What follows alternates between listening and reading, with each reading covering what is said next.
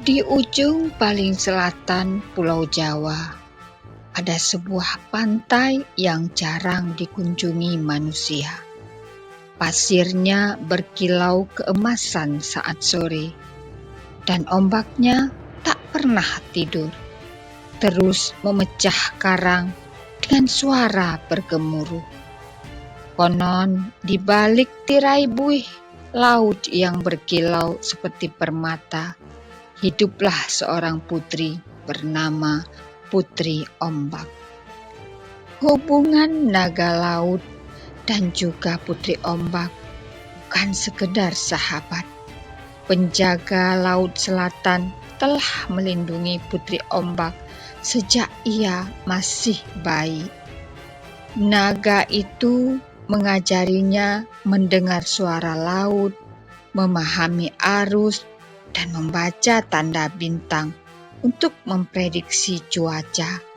Bersama-sama mereka menjaga agar para nelayan selalu pulang dengan selamat. Putri Ombak duduk di punggung naga laut. Keduanya memandang ke atas permukaan air, di mana perahu nelayan kecil berlayar di bawah langit biru. Suatu malam, bintang-bintang redup, tertutup awan hitam. Laut mulai bergelora, dan arus dingin dari selatan menyapu masuk. Penjaga Laut Selatan merasakan sesuatu yang aneh. Seekor ikan hitam raksasa sedang mendekat, membawa pusaran yang mampu menelan kapal-kapal. Langit malam mendung, gelombang besar mengguncang di kejauhan. Siluet raksasa ikan berwarna hitam pekat terlihat samar di bawah permukaan air. Putri Ombak segera menyelam, menembus pusaran air. Ia melihat ikan hitam raksasa itu. Matanya merah menyala, siripnya seperti bilah tajam. Makhluk itu lapar dan marah, menelan apa saja yang menghalanginya. Di bawah laut yang gelap, tubuh besar ikan hitam raksasa itu terlihat jelas.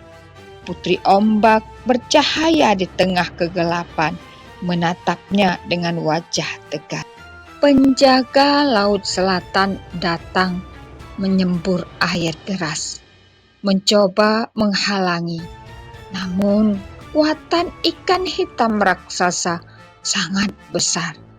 Perkelahian sengit pun terjadi di antara arus laut yang berputar liar. Naga laut beradu dengan ikan raksasa hitam. Semburan gelombang dan arus deras menyebar ke segala arah. Putri Ombak tahu, jika terus bertarung, banyak biota laut akan berseret ke pusaran.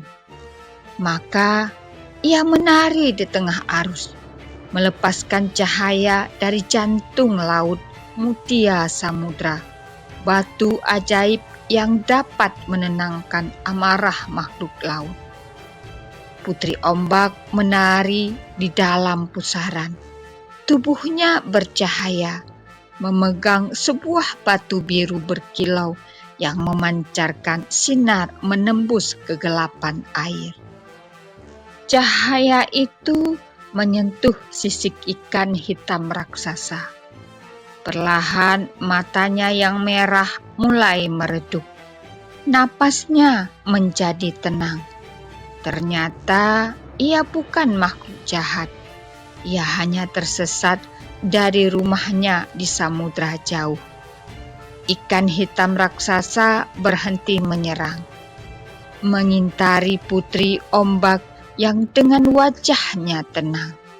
Penjaga Laut Selatan berdiri di samping, mengawasi dengan mata penuh kewaspadaan. Putri Ombak memanggil arus hangat dari timur untuk mengantar ikan hitam raksasa pulang. Penjaga laut selatan membantu mendorongnya melewati karang dan jalur arus yang benar. Air arus berwarna keemasan mengalir ke arah timur. Ikan hitam raksasa berenang mengikuti arus. Sementara Putri Ombak dan penjaga laut selatan berada di belakangnya. Ketika makhluk itu menghilang di cakrawala air, laut kembali tenang. Bintang-bintang muncul di langit, dan bulan purnama memantulkan cahayanya di permukaan laut. Pemandangan laut malam dengan bulan purnama yang indah. Ombak memantulkan cahaya perak, dan Putri Ombak melayang di permukaan air dengan senyumnya yang lega. Putri Ombak dan penjaga laut selatan duduk di batu karang besar, memandangi horizon. Bintang-bintang berkelip di langit, dan bulan purnama memantulkan sinar peraknya di permukaan laut. Mereka tahu tugas menjaga laut tidak akan pernah berakhir, tapi mereka senang karena malam itu mereka berhasil menyelamatkan nyawa tanpa kehilangan apapun. Sejak malam itu, legenda Putri Ombak dan penjaga laut selatan menjadi cerita yang diceritakan para nelayan pada anak-anak mereka. Bahwa di tengah samudra ada dua sahabat yang menjaga laut agar selalu aman. Selama manusia pun mau menjaga keseimbangan. Anak-anak duduk melingkar mendengarkan kisah dari seorang kakek nelayan, sementara di latar belakang terlihat siluet laut dengan cahaya rembulan.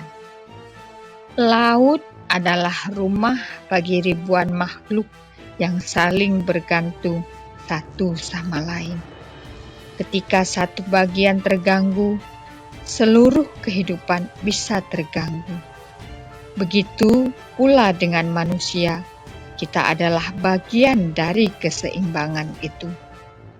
Pesan moral yang bisa disampaikan pada cerita ini adalah kisah Putri Ombak dan penjaga laut selatan mengajarkan bahwa kekuatan terbesar bukan hanya ada pada otot atau sihir, tetapi pada hati yang mau mendengar dan memahami. Keberanian melawan bahaya memang penting, tapi lebih mulia lagi adalah keberanian untuk mencari jalan damai, seperti yang dilakukan Putri Ombak saat menghadapi ikan hitam raksasa. Sampai jumpa pada cerita-cerita berikutnya.